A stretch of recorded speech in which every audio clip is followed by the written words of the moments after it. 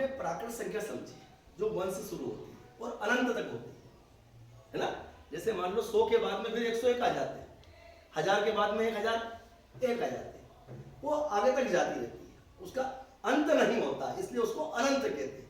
अब हमको प्राकृत संख्या में से ये देखना है कि हम अंक किसे कहें, संख्या किसे कहें और संख्यांक किसे कहें। इन तीनों को आपको समझना है, ध्यान से अपन देखेंगे इसको। ये जो प्राकृत संख्या जो हमारी 1 से, ये नंबर्स जो है 1 से शुरू होता है, जो अनंत तक जाता है, उसमें हमको देखना है कि अंक किसे कहेंगे, संख्या किसे कहेंगे और संख्यांक किसे कहेंगे, है ना। अभी अपन ने देखा यहाँ पे, ये देखो आप, इसमें देखो आप, इसको 1 से बोलते हैं अपन, 1 2 3 4 5 6 7 8 9 10। अब जैसे 10 आता है तो इसमें 2 अंकों का उपयोग होगा। हमने बोला कि 1 अंक भी है ना, 2 भी अंक है, 3 भी। और जैसे 9 के बाद में 10 आता है, 9 के बाद में 10 आता है, तो इसमें 2 अंकों का उपयोग हो गया। कितने अंकों का उपयोग हुआ? 2 अंकों का उपयोग हुआ ना। अब 2 अंकों का उपयोग हुआ, जैसे यहां देखिए आप, ये देखिए ये 92 बना, इसमें 2 अंकों का उपयोग हुआ, है ना। ये 209 बना, ये एक संख्या है, बाकी इसमें 3 अंकों का उपयोग हुआ। अब हम यहाँ ये देख रहे हैं कि ये जो, ये देखिए आप, अब यहाँ 1 से 9 तक देखा अपन ने, 1 से 9 तक देखा अपन ने, 1 से 9 तक। अब यहाँ पे अपन ने 3 लिया, तो क्या 3 अंक तो है, क्या संख्या नहीं है? संख्या भी है। ये जो 3 है ये एक संख्या भी है जो एक अंक से बनी हुई। जो 3 है एक संख्या है, इसका निर्माण केवल एक ही अंक से हुआ है। अब यहाँ 25 हुआ हमारे पास, 25 है, 25 भी एक संख्या है, संख्या एक है। बाकी इसको बनाने के लिए 2 अंकों का उपयोग हुआ, एक तो 2 का और एक 5 का। 2 और 5, 2 अंकों के उपयोग से क्या हुआ, हमारी ये 25 बनी। अब देखो यहाँ 126 लिखा हुआ है, अब इसमें कितने अंकों का उपयोग हुआ, कितने का?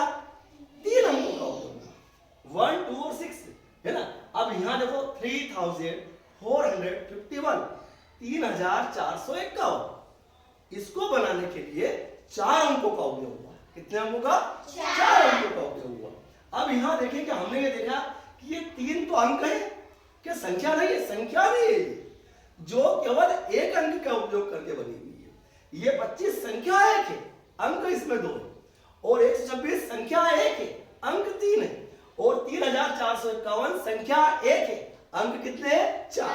अब यहां देखिए अपन, ये 7 है, ये संख्या भी है, अंक भी है, और संख्या का अंक जिसको हम बोलेंगे संख्यांक, है ना। ये देखो 25 बना हुआ है, अब इसमें ये 2 और 5 अलग अलग अंक है, बाकी संख्या का अंक, जब संख्या का अंक को बोला जाता है तो उसको बोलते हैं संख्यांक, है ना। यहां देखो आप ध्यान से, ये देखिए, यहां देखो आप, ठीक है, ये देखो आप, ये 2 अंकों की संख्या है ना, 11 25 26 72, ये इनका उपयोग किया, 2 अंकों का उपयोग हुआ है ना।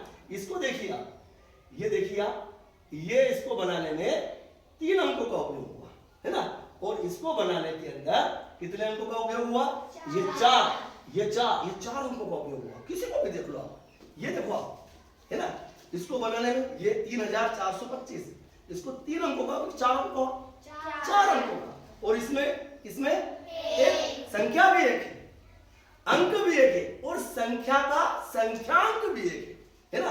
इसको देखो आप, 471, इसमें संख्या कितनी है? एक है, अंक कितने हैं? 3 है, और संख्या का अंक एक है, संख्यांक जिसको बोला 7, ये भी संख्यांक है, संख्या का अंक, जो संख्या का अंक होता है उसको बोलते हैं संख्यांक, है ना। अब अपन इसमें आगे देखेंगे कि इसमें प्राकृत संख्या में सम संख्या किसे कहेंगे, विषम संख्या किसे कहेंगे, ठीक है, फिर उसमें भाज्य संख्या किसे बोलेंगे, अभाज्य संख्या कैसे पहचानेंगे, उसको देखेंगे अपन।